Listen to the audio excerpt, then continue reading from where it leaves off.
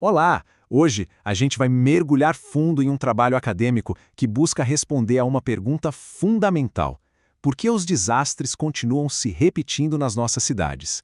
Vamos analisar como o planejamento urbano de Franco da Rocha, em São Paulo, está ou não se preparando para evitar futuras tragédias. E o nosso guia nessa análise é esta monografia, um trabalho de conclusão de curso feito por Raíssa Pignoni dos Santos, com orientação do professor doutor Christian Ricardo Ribeiro. O trabalho foi apresentado em 2023 na especialização em cidades resilientes aos desastres da Universidade Federal de Juiz de Fora. É um exemplo perfeito de como a academia pode e deve investigar os problemas reais e urgentes da nossa sociedade. E para a gente entender a urgência desse tema, basta olhar para esse número: 18. Esse foi o número de vidas perdidas em um único deslizamento em Franco da Rocha em janeiro de 2022. 18 pessoas. Isso tira o assunto do campo puramente acadêmico e transforma numa questão de vida ou morte. Bom, como é que a gente vai organizar essa análise? Primeiro, vamos entender um conceito-chave sobre o risco e os objetivos da pesquisa. Depois, a gente entra de cabeça no plano diretor da cidade, com foco especial nas zonas de habitação. E, por fim, vamos ver as soluções propostas e refletir sobre a importância da ciência em todo esse processo. Para começar, a gente precisa alinhar uma ideia fundamental sobre o que é, de fato, um desastre. O ponto de partida do trabalho é uma ideia-chave: a construção social do risco. O que isso quer dizer? Que um desastre ambiental não é só uma questão de chover muito ou de um morro instável. Ele é resultado de uma série de decisões, ou da falta delas, sobre onde as pessoas podem construir, como a cidade cresce e quem tem acesso a um lugar seguro para morar. A chuva, no fim das contas, é só o gatilho. O risco, esse sim, foi construído muito antes. Certo. Com esse conceito em mente, a pesquisa traçou objetivos bem claros.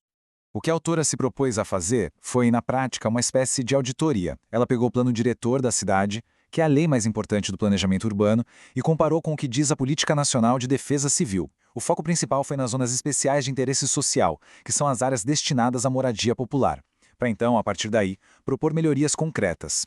E é aqui que a análise começa a revelar algumas desconexões bem preocupantes. Olha só essa primeira grande descoberta. A Política Nacional de Proteção e Defesa Civil é bem clara. Cidades que têm áreas de risco, como é o caso de Franco da Rocha, precisam ter um mapeamento detalhado dessas áreas no seu plano diretor.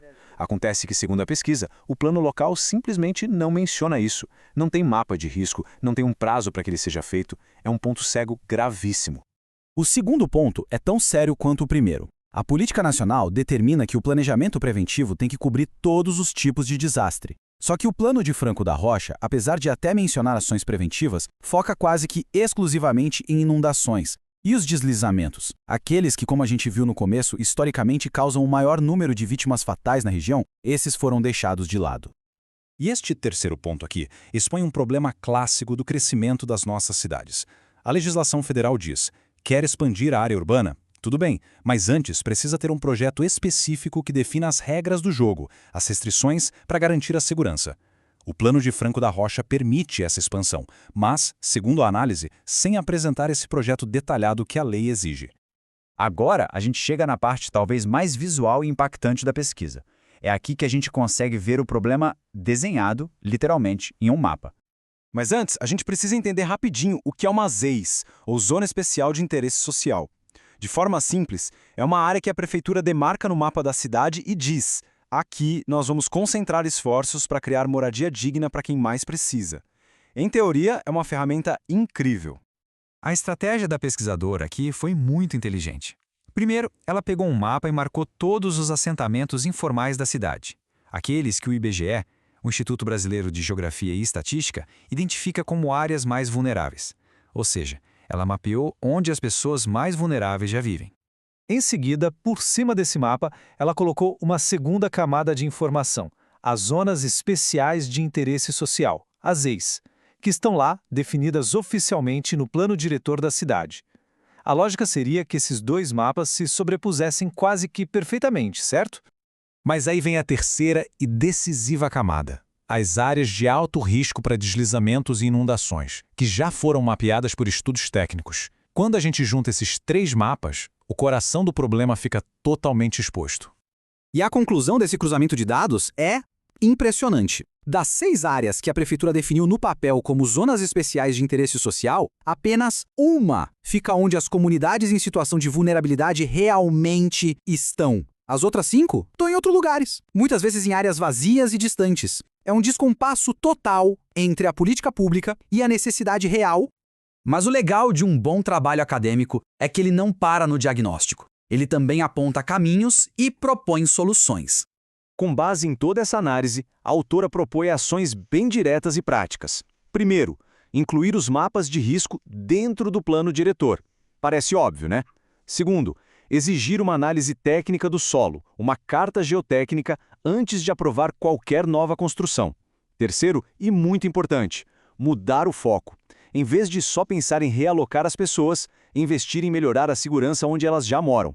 E, claro, fiscalizar mais e usar soluções baseadas na natureza, como parques e áreas permeáveis, que ajudam a combater as inundações. Tudo isso nos leva a uma reflexão final, sobre o porquê de trabalhos como este serem tão importantes.